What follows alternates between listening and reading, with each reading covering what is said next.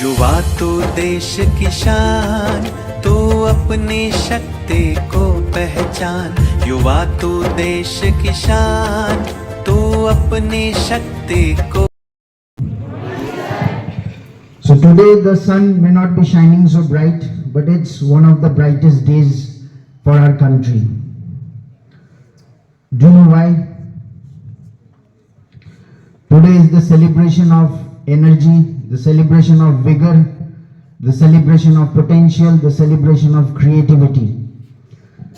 Today we are celebrating the National Youth Day. This day is celebrated to commemorate the birth anniversary of Swami Vivekananda.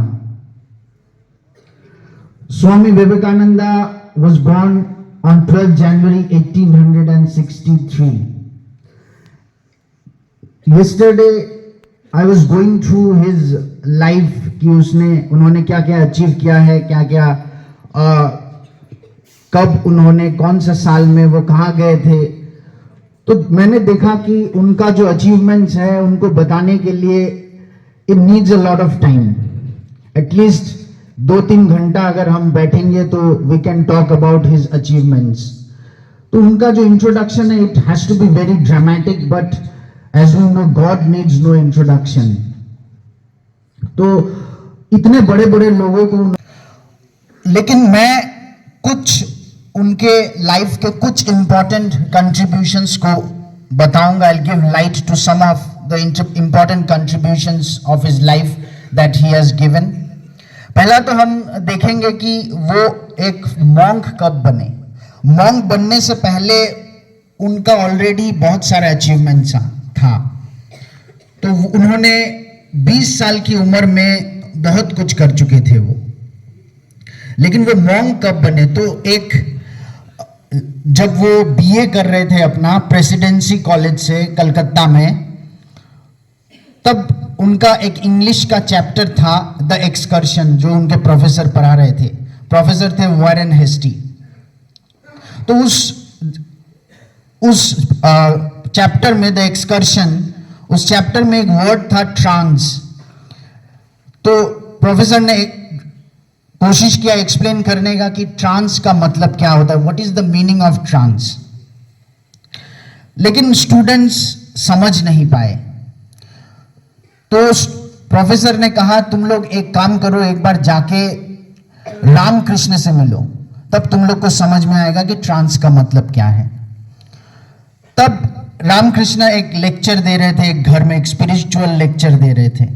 तो ऐसा एक दिन स्वामी विवेकानंद, जो तब नरेंद्र के नाम से जाने जाते, he was born as Narendranath Datta and he was from a very rich family and a very educated family. तो उनका एजुकेशन भी बहुत अच्छा हुआ था। तो वो गए और अपने दोस्तों के साथ, और वो वहां पे उनका लेक्चर सुने। तो वो पहली बार था जब उन्होंने रामकृष्ण जी से वो मिले, और ये वहां से मॉन्क बनने का जो स्टार्टिंग था वो यही था। और इस जगह पे जब वो मेडिटेशन के एक्सपर्ट बन गए, रामकृष्ण के साथ रह के वो मेडिटेशन के एक्सपर्ट बन गए। और मेडिटेशन के एक्सपर्ट बनते बनते उन्होंने एक दिन रामकृष्ण से पूछा कि मुझे एकदम टॉप लेवल का हाईएस्ट लेवल ऑफ मेडिटेशन मुझे करना है। तो रामकृष्ण ने कहा हाईएस्ट लेवल ऑफ मेडिटेशन छोटे दिमाग का काम होता है। मानवता की सेवा करना, ह्यूमैनिटी की सेवा करना, ये सबसे बड़ी मेडिटेशन होती है हमारे जिंदगी में। If we serve for the humanity, for the race of the humanity, that's the biggest level of meditation, highest level of meditation that we can attain. और एक इंसिडेंट मैं बताऊंगा जो उन्होंने कहा है, ये बहुत ही पॉपुलर है। उन्होंने कहा है कि गीता पढ़ने से अच्छा है तुम जाके फुटबॉल खेलो, उससे तुम स्वर्ग के या जन्नत के और करीब पहुंच सकते हो। स्ट्रॉन्ग करना चाहिए। अगर हम मेंटली और फिजिकली अपने आप को स्ट्रॉन्ग नहीं करेंगे तो हम कुछ भी पढ़े उसका कोई फायदा नहीं, हमारे दिमाग में नहीं जाएगा और हम उसको इंप्लीमेंट नहीं कर पाएंगे। तो जब उन्होंने कहा कि हमें गीता, कुरान या बाइबल पढ़ने से बेहतर है कि हम जाके फुटबॉल खेलें। उनका मतलब था सबसे पहले हमें तो एक हेल्दी डाइट लेना चाहिए जो कि हमारे फिजिकल स्ट्रेंथ बढ़ाए, और साथ साथ में रेगुलर एक्सरसाइज करनी चाहिए जो कि हमें फिजिकल और मेंटल स्ट्रेंथ दे। तब हम जो भी पढ़ेंगे वो आसानी से हम समझ सकते हैं उसको। उनका मतलब ये था कि उन्होंने शुरुआत किया था माय ब्रदर्स एंड सिस्टर्स बोल के। इनसे उनके मानसिकता का पता समझे हैं, बाद में ही समझा बताने के लिए we have 3 students. First in Hindi Ankita Yadav will give a speech, और उसके बाद धर्मिष्ठा और रिजवाना एक इंग्लिश स्पीच देंगे। अंकिता।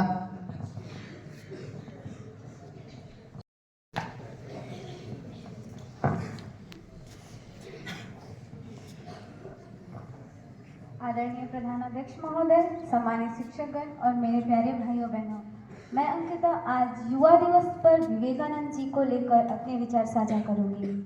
विवेकानंद, इनका मूल नाम नरेंद्र नाथ दत्त था। इनका जन्म 12 जनवरी 1863 में कोलकाता में हुआ था। इनकी माता का नाम श्रीमती भुवनेश्वरी देवी व पिता का नाम विश्वनाथ दत्त था। इन्होंने अपने जीवन में एक गुरु का सानिध्य पाया जिनका नाम रामकृष्ण परमहंस था। इन्हीं गुरु के नाम से इन्होंने रामकृष्ण मठ और रामकृष्ण मिशन 2 संस्थाओं की स्थापना की। इन्होंने भारत के बाहर भी न्यूयॉर्क में वेदांत सिटी और कैलिफोर्निया में शांति अद्वैत आश्रम की भी स्थापना की। इनकी मुख्य रचनाएं जैसे राजयोग, कर्मयोग और भक्ति योग नाम से प्रकाशित हुई। विवेकानंद, यह नाम लेते ही हमारे दिमाग में एक ऐसे व्यक्ति की छवि बनती है जो महज 39 वर्ष की अल्पायु में ही सभी युवा वर्ग के प्रेरणास्रोत हो गए। उनका जीवन भले ही छोटा रहा, पर उस छोटे से जीवन ने वे सभी युवाओं को प्रभावित कर गए। 11 सितंबर 1893 यानी शिकागो विश्व धर्म सम्मेलन, इस दिन विवेकानंद जी ने एक भाषण ने पूरे पश्चिम को भारत का मुरीद बना दिया।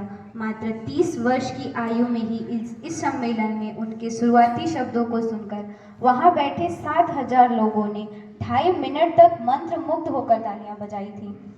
इस भाषण ने भारत को विश्व गुरु की श्रेणी में लाकर खड़ा कर दिया।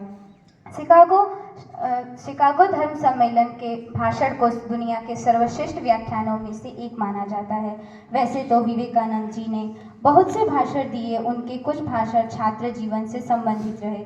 उसी के अंतर्गत विवेकानंद जाते हैं, अगर आप खुद को ताकतवर समझते हैं तो ताकतवर बन जाएंगे, और अगर आप खुद को कमजोर समझते हैं तो कमजोर। हमारे अंदर की सोच ही हमारे बाहरी स्वभाव है, इसलिए आप हमेशा सकारात्मक सोचिए।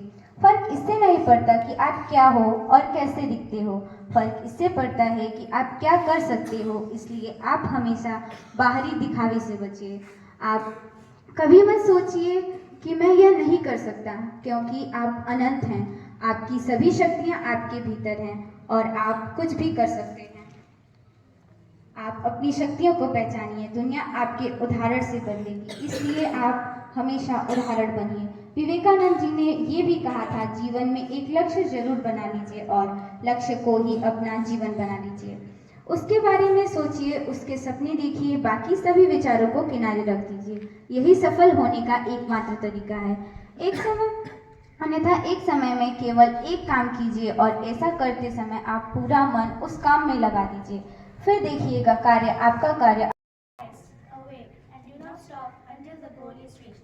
Good morning, Honorable Principal Sir, teachers, and the vibrant youth of our nation. Today we have gathered to celebrate National Youth Day, or Rashtriya Yuva Divas. This day is celebrated to commemorate the birth anniversary of Swami Vivekananda, a prominent Indian philosopher and youth icon.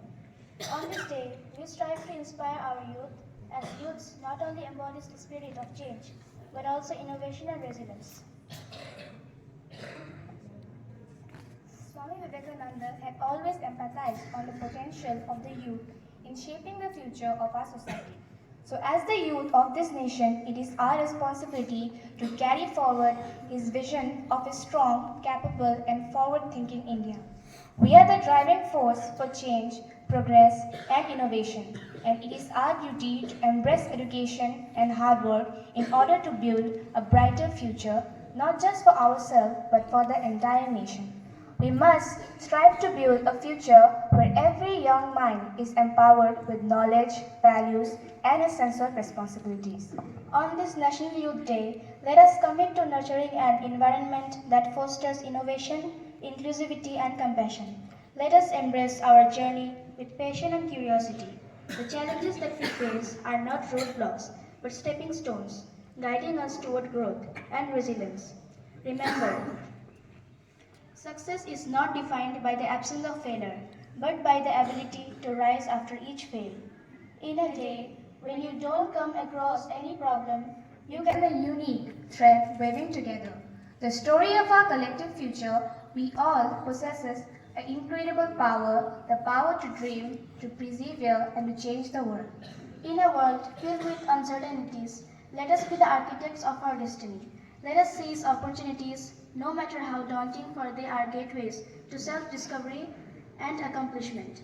Our dreams are not just aspirations, but the blueprints for a future waiting to be crafted by our hand.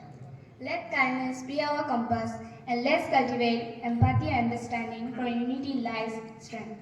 We are not just merely spectators in the theatre of change. We are its directors, actors, and scriptwriters.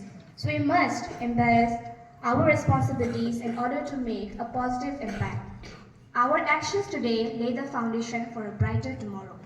Swami Vivekananda has brightly said that, take up one idea, make that one idea your life, dream of it, think of it, live on that idea.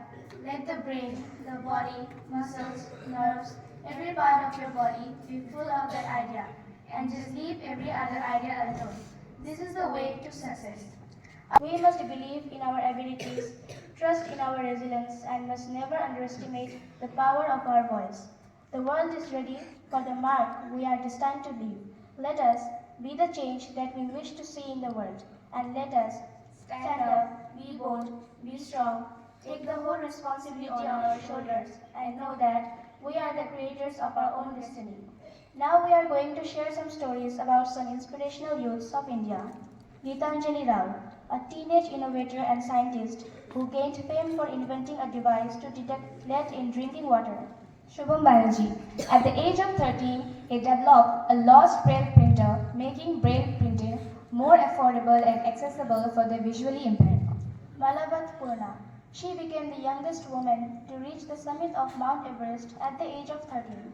Dati Chand, she became one of India's fastest women and has won several national and international medals in athletics. Rishabh Pant, he is a young and dynamic cricketer and has emerged as a key player for Indian cricket team. Kartik Shoni, he is a